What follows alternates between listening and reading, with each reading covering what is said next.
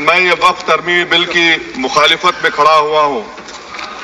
किसी एक शायर ने बड़ा अच्छा कहा था, जब भी ज़मीर और ज़र्फ का सौदा हो दोस्तों, जब भी ज़मीर और ज़र्फ का सौदा हो दोस्तों, कायम रहो हुसैन के इनकार की तरह। सर, ये वक्फ तरमीमी बिल भारत के गयूर मुसलमानों के ईमान पर, इबादत पर एक हमला है।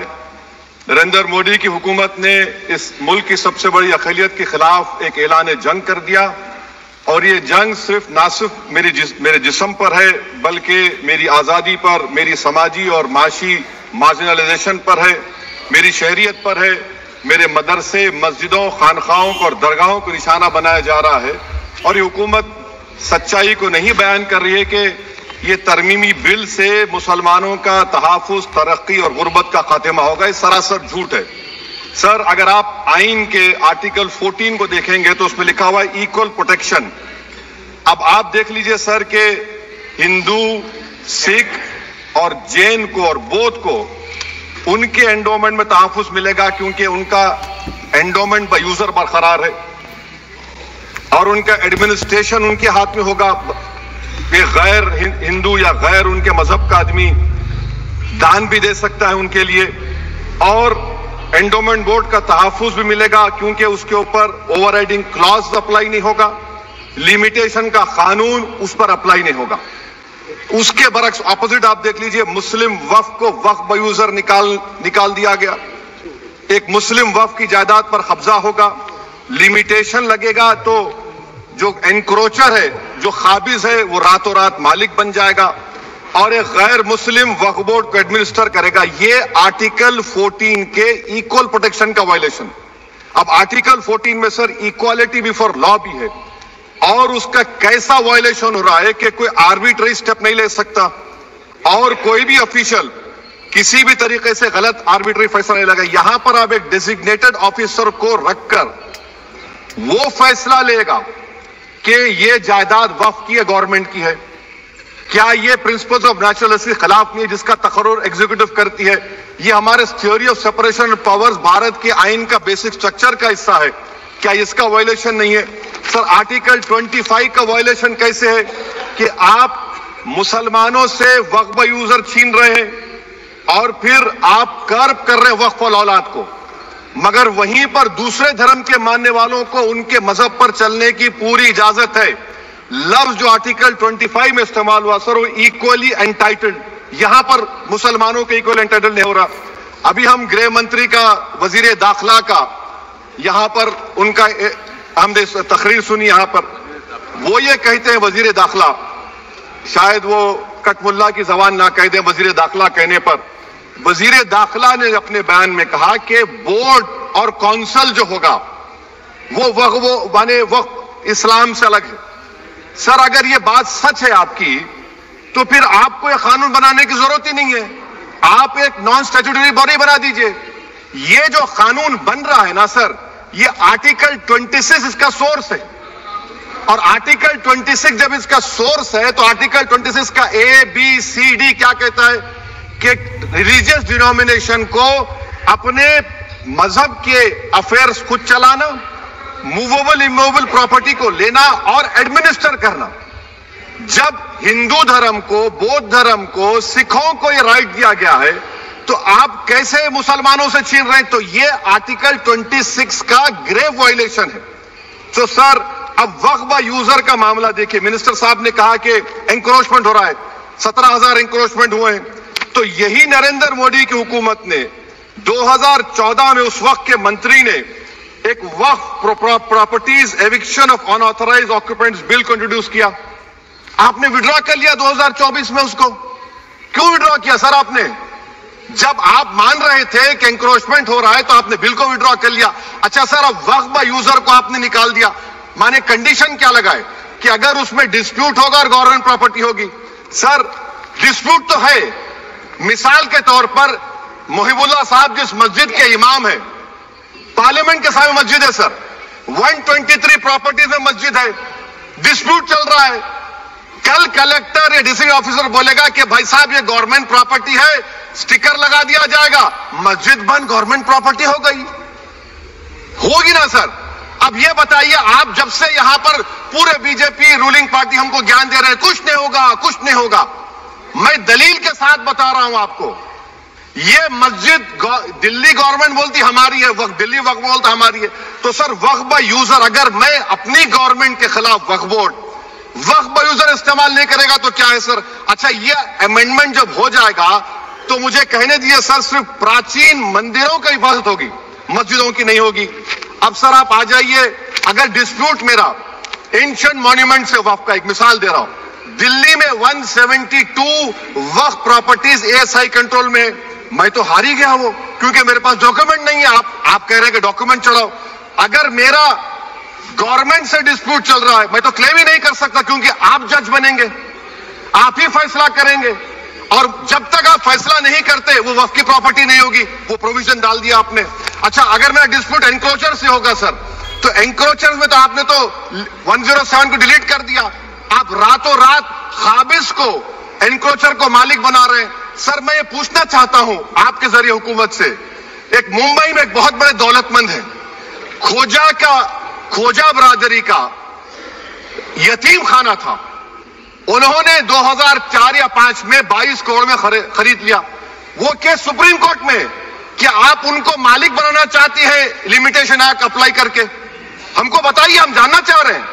और सच्चर कमेटी ने सर 2007 में कहा कि दिल्ली के 123 प्रॉपर्टीज की मार्केट वैल्यू 6000 करोड़ की। आज हम 2025 में आ गए, क्यों आप उन प्रॉपर्टीज के खिलाफ पड़े हुए?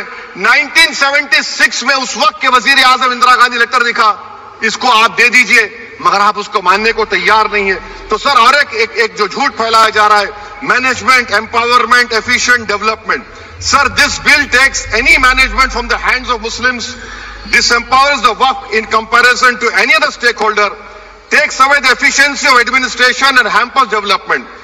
Waqf disempowerment in the name of efficiency, inefficiency is being created. The progress of development from pre-independence till today is sought to be destroyed.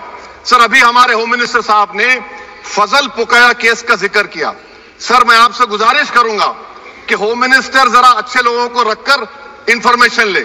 फजल पुकाया का ऑबिटर क्या है? इट इज ऑबिटर, वो रेशियो डिसेंडेंट नहीं है जो आपने कहा है। अच्छा सर, शेड्यूल ट्राइब के बारे में कहा, क्या शेड्यूल ट्राइब में मुसलमान नहीं होते? शेड्यूल कास्ट में नहीं होता मुसलमान, शेड्यूल ट्राइब में मुसलमान होता।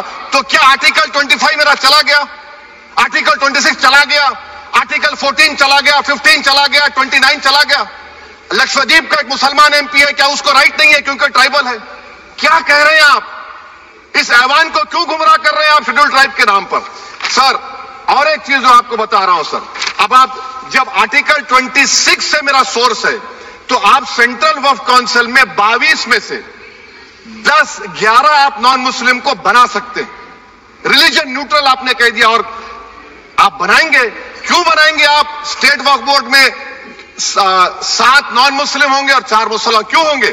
क्योंकि आप लॉ में 95 में डायरेक्ट मैनेजमेंट में ले सकते हैं 5 साल के लिए। आप वक्फ बाय यूजर को आप कलेक्टर डिस्ट्रिक्ट ऑफिसर बोलेगा ये वक्फ की प्रॉपर्टी नहीं है, तो वो वक्फ बोर्ड खामोश बैठ जाएगा, कुछ एक्शन ही नहीं लगा, क्योंकि वो आपके प्यादे हैं। अच्छा, जब आप नॉमिनेट करेंगे सर मैं मोदी गवर्नमेंट के खिलाफ नो कॉन्फिडेंस ला सकता हूं, मगर वक्फ बोर्ड का चेयरमैन जो नॉमिनेट होगा उसके खिलाफ नो कॉन्फिडेंस नहीं ला सकते, हम बिल्कुल नहीं ला सकते। क्या मजाक है बताइए आप? ये डेमोक्रेसी है। नॉमिनेट भी स्टेट गवर्नमेंट करेगी, वो अगर डिक्टेटर बन जाएगा जैसा आज भारत में हो रहा है तो वो भी नहीं हटेगा। कम से कम यहां पर तो इलेक्शन है, वहां पर तो आप 5 साल झेलते रहो उसको। अच्छा सर, अब ये जो क्लॉज 11 और क्लॉज 9 आप 16AA से देखिए, where the qualification of the members of the board has been limited only to 3 categories contained in 14(1)(c). Intention is very clear that the majority is to be packed with non-Muslims.